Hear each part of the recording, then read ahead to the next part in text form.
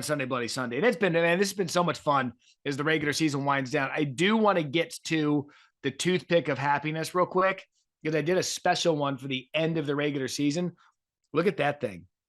That's prosciutto. Those are cherry peppers, and those are pepperoncinis with a little bit of extra sriracha in there. That's one of the best Bloody Marys I've made all season, so I'm excited to partake in that with you as we recap some of the craziness from the college football Saturday that was. First of all, you know how I like to do this each and every week. I like to start with some cheers. Cheers, Shane Beamer, South Carolina, and the Gamecocks, back-to-back wins against top 10 teams for the first time in school history. That is a cheers if I've ever had one, because that's a rivalry game that's near and dear to my career. I worked in Columbia for 3 years, covered that game extensively when Steve Spurrier and then Tommy Bowden was the head coach. And they hadn't won the Gamecocks against Clemson since 2013. So I thought there was a fun game to watch. It was fun to see what they got building there. It was fun to hear Beamer call out Jesse Palmer after the game. Loved it. Palmer's my guy. He said something on Friday about, Clemson really needed a big win to stay in the playoff push.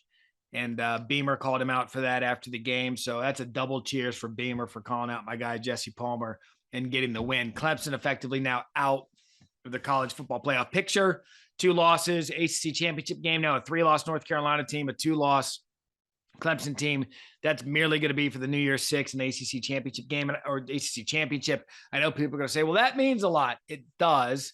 But when you were a team sitting at 8 on the outside looking in, you needed a win. You didn't get it. And an early cheers to South Carolina for getting the win over their rival Clemson in the Palmetto Bowl.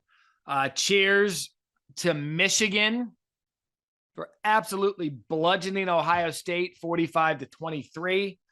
They did so without Blake Corum, which I thought going into the game, we had discussed how big Blake and the injury was to the Michigan running game. He's kind of the guy that makes that go, but Donovan Edwards was the one that was the star towards the end of the game, over 200 yards rushing, 2 back-breaking touchdowns for Michigan.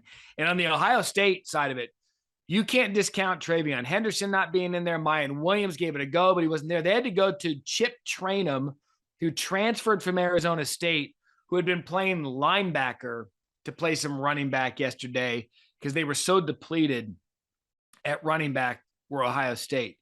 And now the conversation is going to be with the Buckeyes, with Michigan winning in Columbus for the first time since 2000. Did we see enough out of Ohio State, not only yesterday, but throughout the entirety of the season, to put them in the college football playoff if USC were to lose to Utah in the Pac-12 championship? They just left a lot to be desired. I mean, they got beat 45-23. Thanks for watching ESPN on YouTube. For live streaming sports and premium content, subscribe to ESPN+.